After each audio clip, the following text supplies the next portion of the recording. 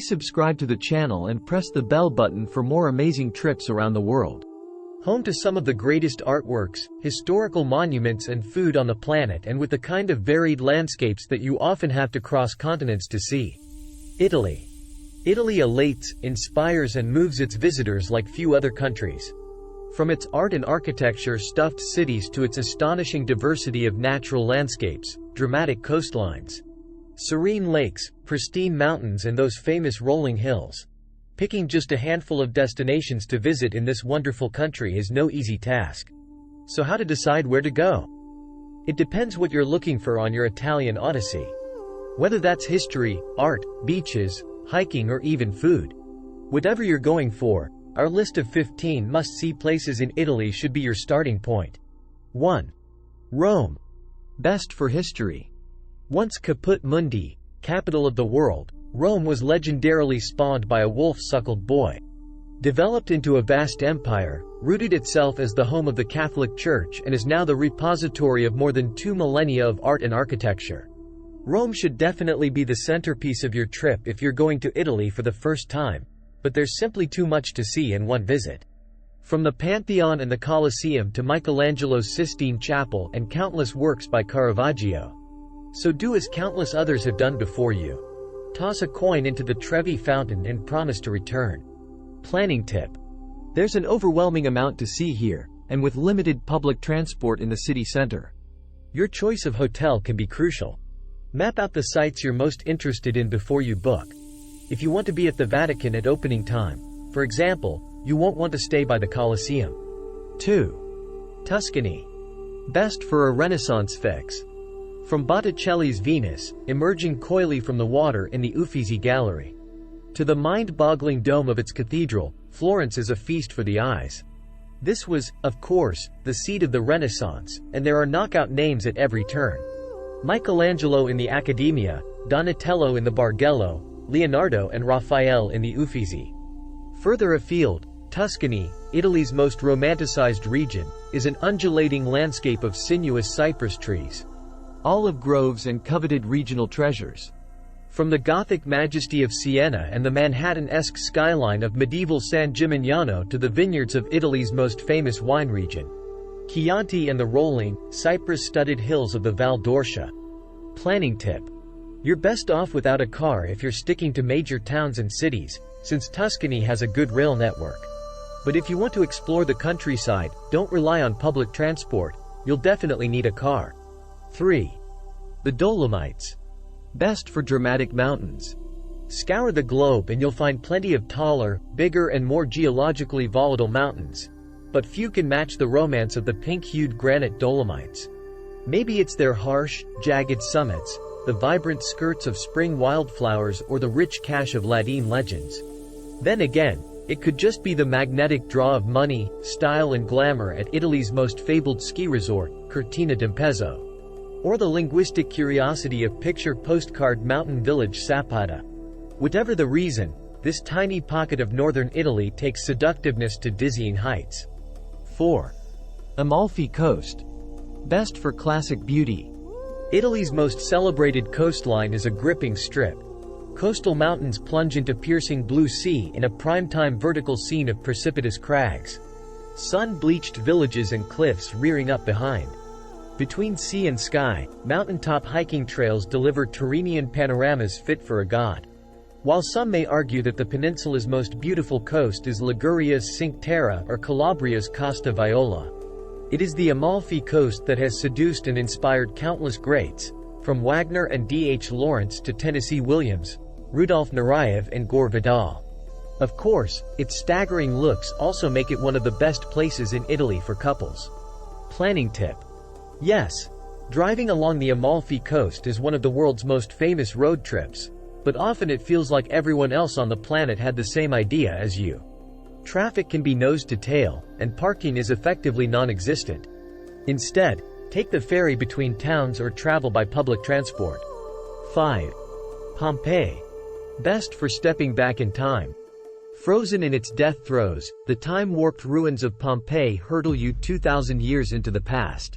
Wander through chariot-grooved Roman streets, lavishly frescoed villas and bathhouses, food stores and markets, theaters, even an ancient brothel.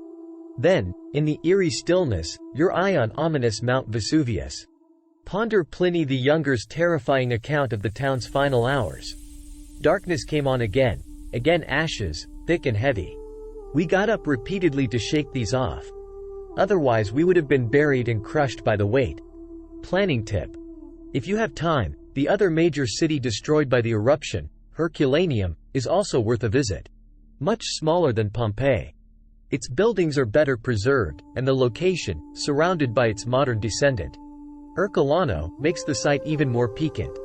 Like Pompeii, it's easily reached on the Circumvesuviana train. 6. Emilia-Romagna. Best for foodies. In a region as overwhelmingly foodie as Emilia-Romagna, it's only natural that its capital, Bologna, is dubbed La Grassa, the fat one. Many belt-busting Italian classics hail from here, including mortadella, tortellini, and tagliatelle al ragù. Shop in the deli-packed Quadrilatero district, home to food stalls since medieval times. Then hop on the train for an afternoon in Modena for world-famous aged balsamic vinegar. Leave room for Parma, hometown of Parmigiano Reggiano cheese and the incomparable prosciutto di Parma. Wherever you plunge your fork, toast with a glass or three of Emilia-Romagna's renowned Lambrusco, a world away from the sickly sweet wine that was exported in the past. 7. Lago di Como. Best for a slice of luxury. If it's good enough for the Clooneys and vacationing Obamas, it's good enough for mere mortals. Nestled in the shadow of the Rhaetian Alps, dazzling Lago di Como is Lombardy's most spectacular lake. Its lavish Liberty-style villas are home to movie moguls, fashion royalty and Arab sheikhs. While the lake's siren calls include gardens at Villas Melzi d'Eril, Carlotta and Balbianello that blush pink with camellias, azaleas and rhododendrons in April and May. The city of Como itself is a hotbed of arresting architecture, from the Gothic cathedral to Palazzo Terragni, built by the fascists as their party headquarters.